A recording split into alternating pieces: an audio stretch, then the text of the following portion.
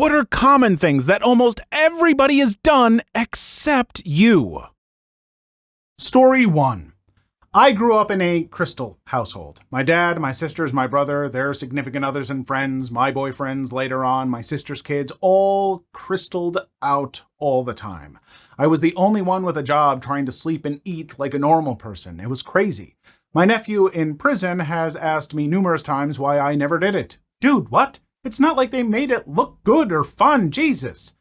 Edit, to add, holy moly guys, I didn't realize this post would get so much attention. Thanks for the well wishes and the awards. I survived and I'm doing great given the circumstances. I can't say the same for all the rest of the family. My sister and brother-in-law did get clean, but unfortunately 2 of my nephews did not. One is in prison and one is off the grid, strung out on crystal, living on the street pretending he's Rambo. But I'm proof the cycle can be broken. Thanks again for everything. Really psyched for you. That is no easy feat, and you are better for it. I'd wager it was easier than you think. I say that because people gave me so much credit for not drinking ever. The reality is, I was just afraid of seeing my parents do it. It's a bit of a coin flip. You either become repulsed by the behavior and avoid it, or normalize it and participate, but I would still lean towards the it's harder than you think category. Where I grew up in rural Australia, it was crystal and biker gangs, selling weed if you were a bit PG-13. If you had a family who participated in it, you probably became a career criminal too. I think not becoming involved is impressive regardless. It's a hard situation to shake. Mine was opiates. My mom, all of her siblings, my brother. My dad didn't do pills, but he was addicted to hiding on his computer, which eventually became online gambling. My dad was pushing them into bankruptcy with the gambling, while my mom was doing it by getting as much cash back as possible from the grocery stores and gas stations so she could buy more pills than the many she was getting prescriptions for. Watching them all trade pills, nod out during conversations, dig through each other's cupboards looking for hidden pills at family functions, hide their purses so people wouldn't steal their pills. I am good at all of that. I'm with you, but came from a family of smokers, cigarettes, and drinkers. As I watched the smokers hack their phlegmy way to sleep, hack their way awake, hack if they did any extended exercise, choose to buy cigarettes rather than milk or bread for the kids, not to mention every one of the bad smells associated. I passed on that with only ever having taken one peer-pressured puff. The drinking was of the life-destroying, prison time-getting, wife and child-beating, multiple failed marriage-having, drinking yourself to death variety spread across multiple generations, so I've never had more than a few sips of white wine when wooing my now wife in my adult life. Folks, when you come from families of addictions, and any of these addictions, the more severe illegal ones, and the kind of more socially accepted legal ones and stuff, it's really, really tough. And the best thing I can say is avoid that stuff if you can. Because it never is as good as you think it's going to be. And if there is some stuff that you're just like, oh, but I don't think drinking or weed or whatever is that bad. And it doesn't have to be that bad.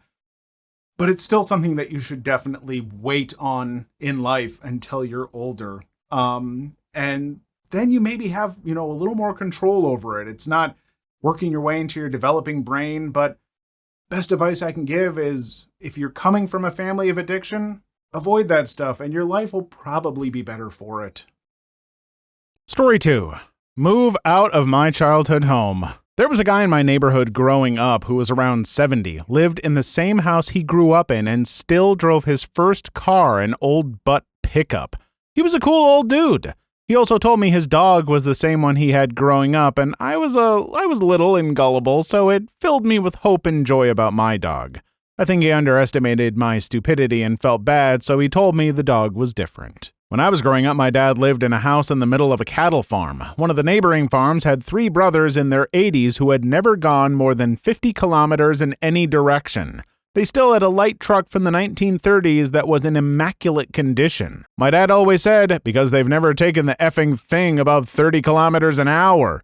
Loved those guys. Pure old school Australiana. LOL, I moved out at 19. My mom passed, I inherited the house and was going to sell it. Ended up moving back in about 5 years ago, still finding all sorts of stuff that she thought would be worth money someday. Honestly, as a guy who was homeless as a minor, it blows my mind when people inherit houses and then sell them. Like, I suppose you all buy new houses, but I've seen some people sell a house and become a renter, and I'm just like, why in the effing world would you do that? Unfortunately, even owning a home outright is a massive expense, which some people cannot afford. Property taxes, repairs, anytime you want to do renovations, which you're likely going to want to do when grandma never bothered to replace her linoleum floors from the 1970s. Plus, there are plenty of people that legitimately prefer renting than owning. Story 3. Pooped my pants as an adult. I know it's coming, and I consider myself privileged. As someone who poops their pants way more often than any adult should admit to, I find this comment hilarious. You have it coming, in my opinion. Broken my unbeaten run of not crapping my big boy pants going through chemo. It's ridiculous enough that you've just gotta laugh. Funny though, mentioned it at work, and while all the guys present were willing to hold their hands up and admit to it happening to them at some point / share stories and have a laugh about it, even the usually stoic and serious guy who doesn't open up was willing to, which was a surprise. All of the women present strongly denied having any experience of it.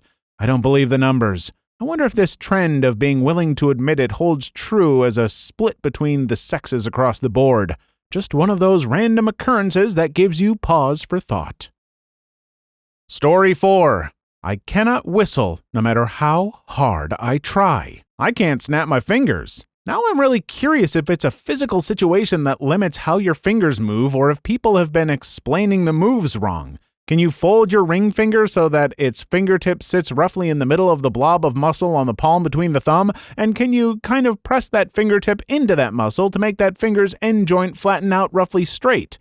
Propping the third finger against the thumb will create that small gap between the base of the thumb and ring finger's fingertip. Can you aim your middle finger to fly to fill that gap when the thumb abruptly slides out of the way and lets the spring-loaded middle finger fly there?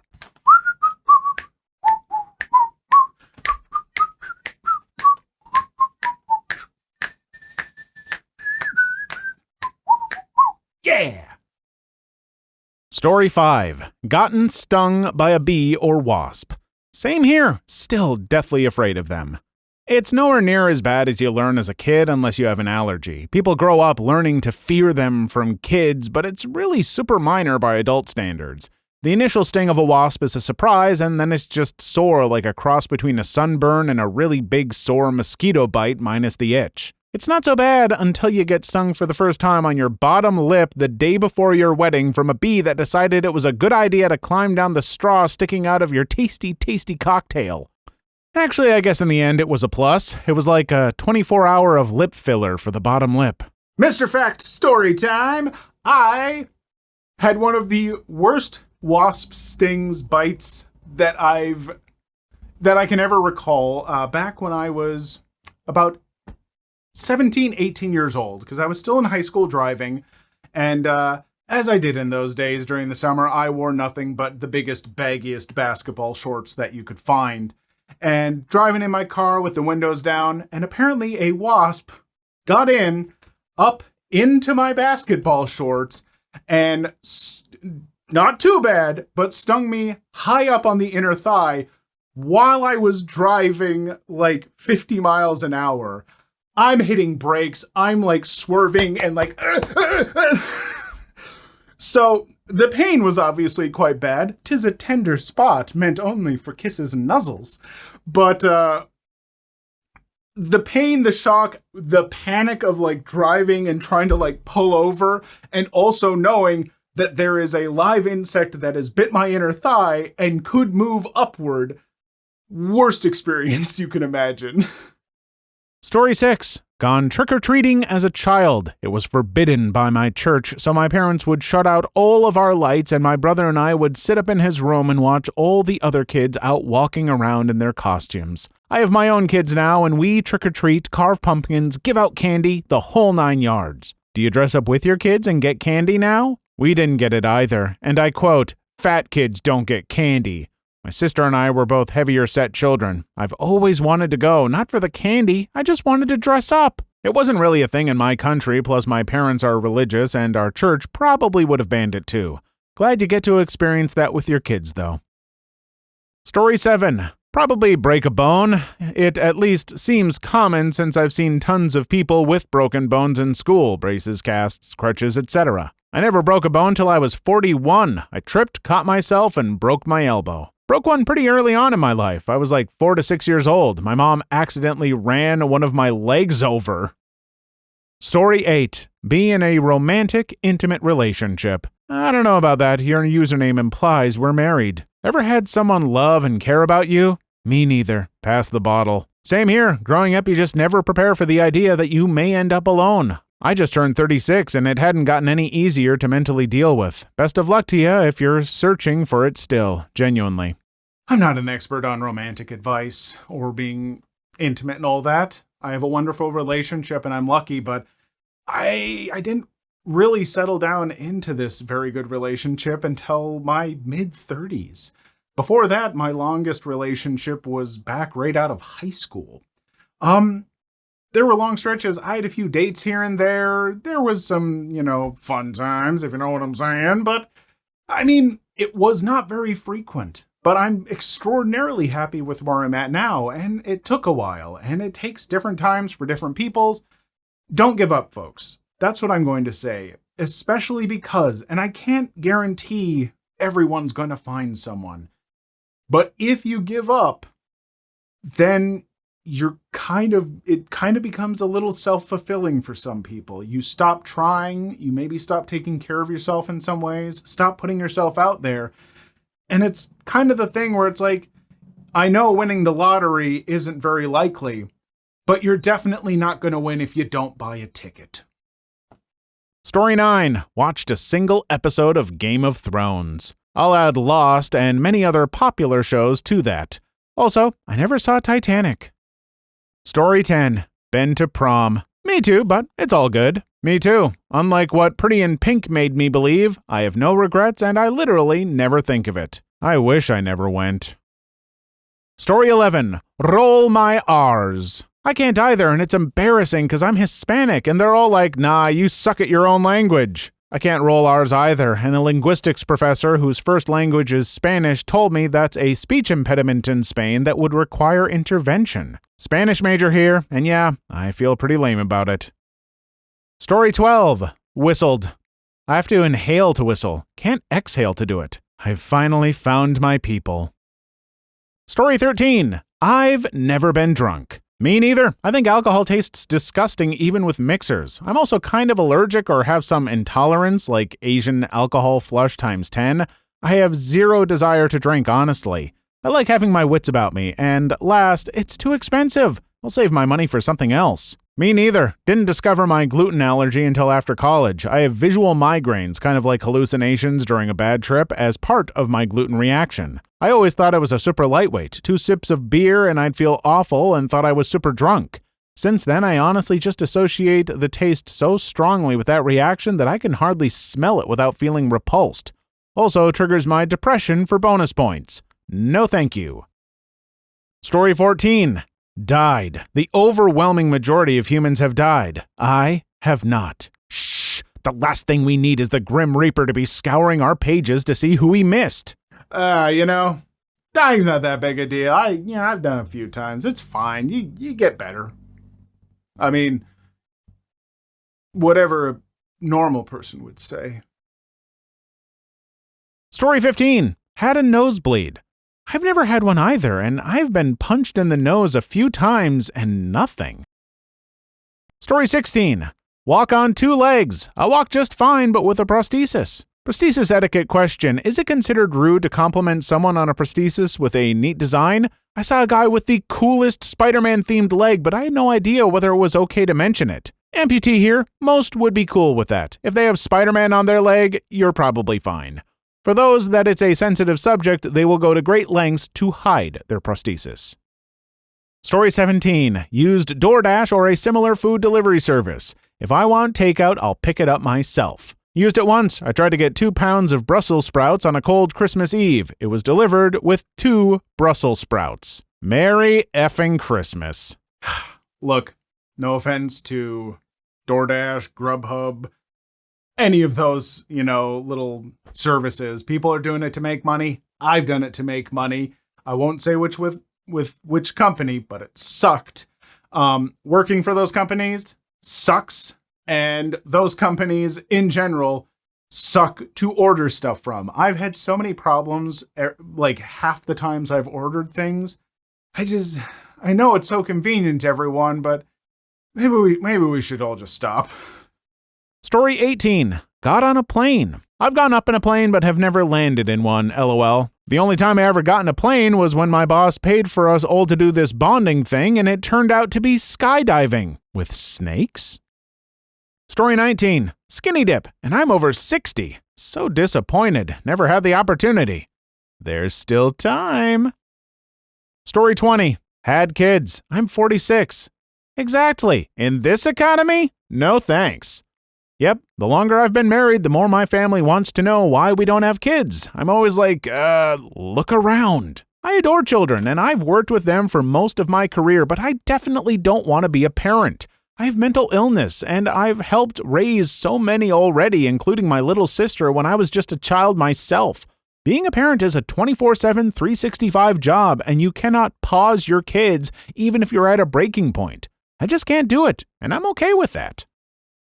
Story 21. I have never had surgery. I was doing pretty well on this until a couple years ago. I needed surgery to keep my insides from becoming outsides. The surgery was way better than the recovery. I've got you covered. I've had enough of them to balance the scales. Story 22. Been on TikTok. Never have, never will. It's banned in my country, so I can't join even if I wanted to. You're lucky people. I've been on there, and I will say, there are some amazing videos on TikTok. Big fan. I might even be on there. But, well, I mean, obviously I am if I've seen this stuff, but boy, oh boy, it's about 1 out of every 10 videos you see is worth your time, and the rest are either ads or memes that have been run so far into the ground that seeing them should be considered spelunking. Story 23. Got a tattoo. Same, not a piercing either. This is not something most people have done. Story 24. Walked across the stage at graduation. Quit high school and joined the Navy, so none there. Have an AAS, a BAAS, and an MED, and did not attend any of them. Congrats! And you didn't miss anything. Same. For my university graduation, my grandma was a bit sick, so I just told my family to go see her and spend time with her, and that I'd just cancel walking on my graduation. Don't regret it at all, and it has had zero effect on me getting into the field I love. Story 25. Had intercourse. Same. 31 female and doomed to be the village crazy lady, I suppose. I'm 31 male and still a virgin. It's something that I kind of stress out about, but others tell me not to worry. You two know what to do, right? Story 26.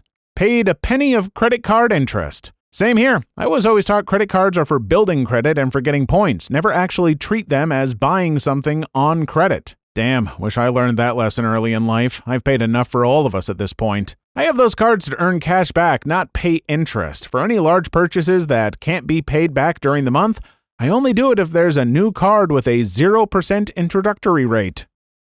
Story 27. Touched a gun. I should note that I'm American. Same. I've never touched, fired, or cleaned any sort of firearm whatsoever. It bothered one of my bosses so badly he offered to buy me a gun to keep in my car. I've attempted self-termination by overdose before. I'm afraid if there were a gun in the house and I sunk that low again, it wouldn't end well. There are no, never have, and never will be weapons in my house. The kicker? I live in Alabama. I'm an honest weirdo to people here. I know it might be hard to believe, but I grew up in northern Minnesota, which was very, very rural, and I grew up in a house that had more guns than people in it.